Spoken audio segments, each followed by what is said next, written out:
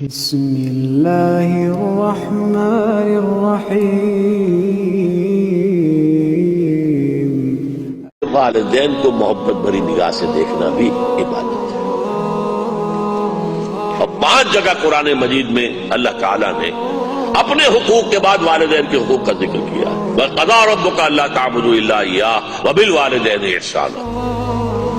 والدین کے ساتھ نیک سلوک، اور اگر وہ تمہارے پاس ایک یا دونوں بڑھاپے کی عمر کو پہنچ ہی جائیں، وَإِمَّا يَبْلُغَنَّ عِندَكَ الْكِبَرَ أَحَدُهُمَا أَوْ كِلَاهُمَا فَلَا تَقُل لَّهُمَا أُفٍّ، انہیں کبھی اف نہ کہنا، وَلَا تَنْهَرْهُمَا، انہیں جھڑکنا نہیں، وَقُل لَّهُمَا قَوْلًا كَرِيمًا، بڑے ادب کے ساتھ بات کرنا ان کے ساتھ، وَاخْفِضْ لَهُمَا جَنَاحَ الذُّلِّ مِنَ الرَّحْمَةِ، ان کے سامنے اپنے کندھے جھکا کر رکھنا عاجزی کے ساتھ، وَقُل رَّبِّ ارْحَمْهُمَا كَمَا رَبَّيَانِي صَغِيرًا، اللہ سے بھی دعا کرتے رہنا، پروردگار ان پر رحم فرما میرے والدین پر، جیسے کہ انہوں نے مجھے پالا پوسا جبکہ میں چھوٹا سا تھا۔